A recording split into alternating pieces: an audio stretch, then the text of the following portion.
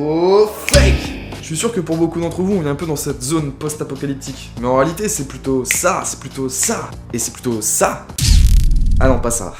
Aujourd'hui, pour vous prouver que ça bouge dans le coin, on a décidé de vous présenter l'association Artniac.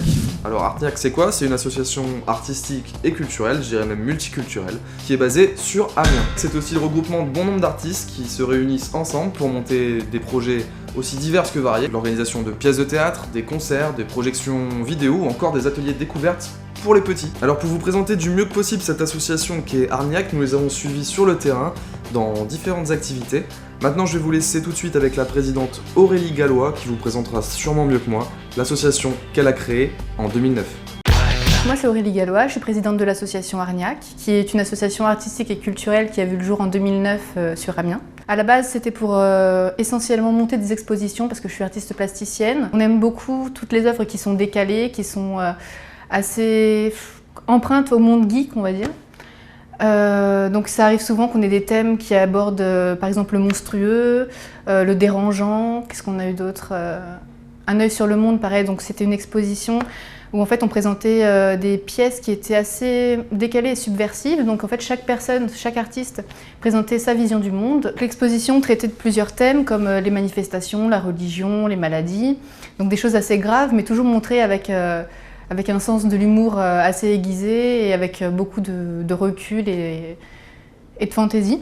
Et moi j'avais travaillé sur les femmes en burqa à l'époque, parce que c'était un petit peu la polémique du moment. Et en fait je trouvais que physiquement elles ressemblaient un peu aux super-héros, par exemple comme Batman ou Superman, ou enfin même à des anti-héros comme Dark Vador, avec le voile, etc. Donc en fait je les avais mis dans des situations. J'avais repris des images existantes en fait, et j'avais substitué les super-héros à une femme en burqa, donc ça donnait des situations un petit peu originales et décalées, où on voyait par exemple une femme en burqa à la place de Batman, et il y avait le Joker devant, ou des choses comme ça, donc c'était un peu bizarre. On s'est croisés. Hein. Tu sortais du logis, moi je rentrais. T'étais même pas au Century ? Non, à la fin.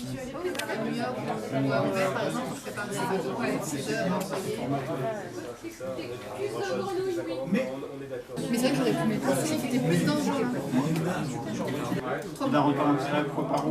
On a fait une sélection d'un commun accord sur ces photos-là. C'était plutôt une sélection de photos qui représentaient des mouvements de grève en général et des réflexions sur la société. Donc là, c'est particulier sur les retraites, mais la plupart des photos pourraient être interprétées dans un autre contexte. Donc moi, c'est un travail sur...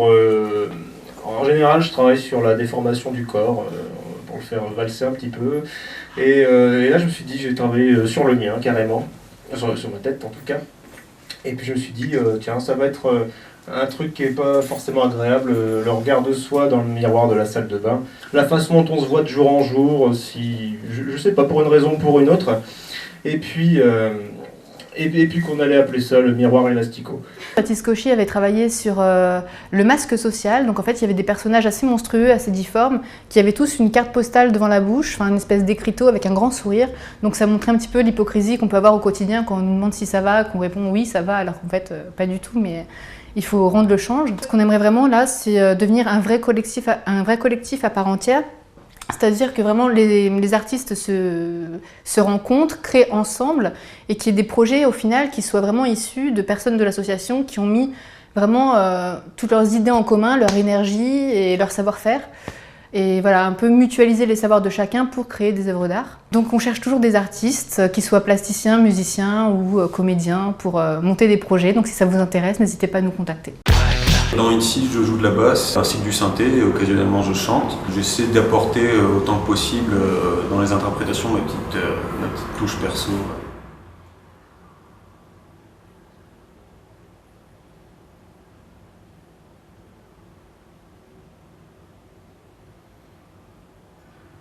Donc moi c'est Yannick ou Ing. Donc je suis le guitariste, chanteur du groupe. Je compose aussi les albums, je conceptualise, je manage, je régis, je dictate.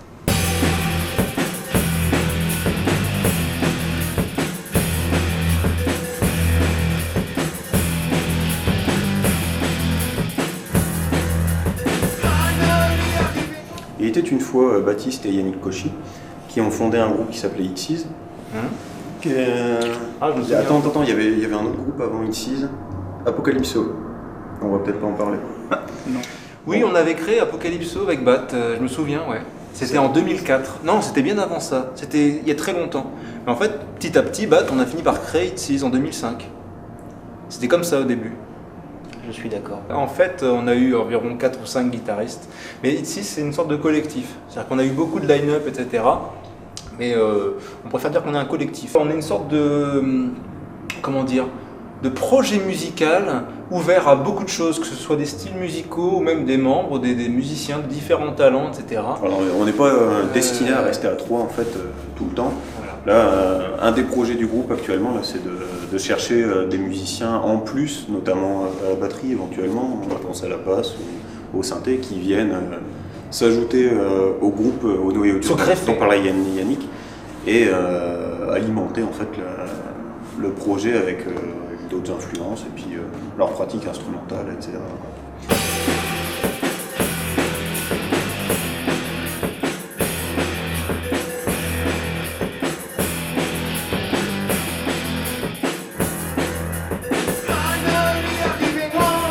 Rock indus, ouais, mais on pourrait aussi dire qu'on fait de l'électro, de l'électro-métal, des fois même. Un peu new wave, rock alternatif, dans tous les cas c'est alternatif.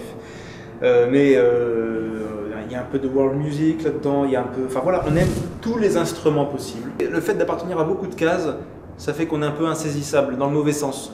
Voilà, c'est souvent pas une force du tout. Il y a des gens qui se disent « Ah non, j'aime pas, mais s'il écoutait un peu plus loin, il aimerait, et ensuite il aimerait plus, et ensuite... C'est ça ouais, le parce problème. Que d'un morceau à l'autre, si on écoute, on se dit « Ah d'accord, c'est ça comme musique », et puis non, c'est pas du tout ça.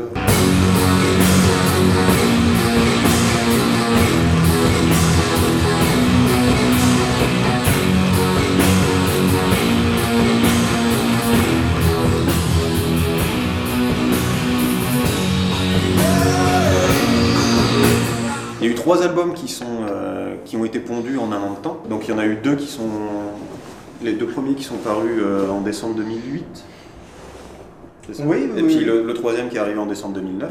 Et pendant tout ce temps-là, il n'y a eu aucun concert pour promouvoir 3 albums tout neufs, tout beaux. C'est ça. Qui ne sont parus du coup que sur internet. It's est certainement plus connu en Russie, aux États-Unis qu'en Picardie, quoi. C'est un petit peu bizarre. Et c'est relou.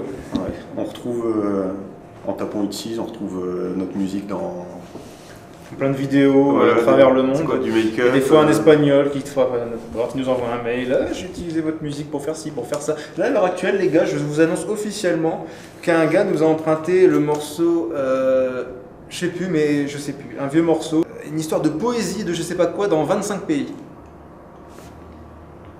À Amiens, les gens s'en foutent de nous.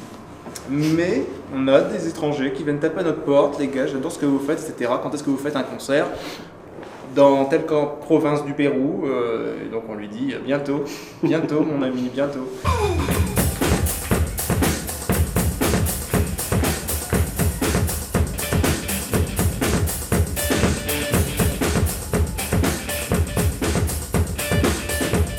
On veut être un peu le groupe qui... Voilà, c'est un peu notre philosophie, le groupe qui. Alors, les gens viennent nous voir, et puis ils en parlent le lendemain à un pote, ils disent « Ah, j'ai vu It's, bah, tu sais, It's, c'est le groupe qui... » Et du coup, on s'est dit « Tiens, alors, cherchons notre originalité. » Alors, sur scène, par exemple, on a un côté un peu rétro, art déco, machin. Donc, comme ça, on est le groupe qui est rétro sur scène, donc pas forcément comme tout le monde. Après, on a des lampes sur scène. C'est pas con, mais on a des lampes de bibliothèque sur scène. Pour étudier notre visuel, un côté rétro, voilà, on a des costumes, des machins, enfin voilà, on joue propre. Ça contraste avec le côté un peu sale de la musique, un peu violent, on va dire lourd. Bref, pour tous les goths et les amateurs d'indus, de punk, électropunk, etc., ça les surprend un petit peu de nous voir aussi propres. Donc c'est aussi pour casser un peu les clichés. On a voulu aussi casser le côté guitare, basse, batterie. Dans cette recherche, justement, avoir une deuxième basse en plus d'un bassiste, ça se fait jamais. 2 bassistes, 2 batteries. C'est des choses comme ça. Là, actuellement, on est en train de chercher justement à avoir du monde sur scène.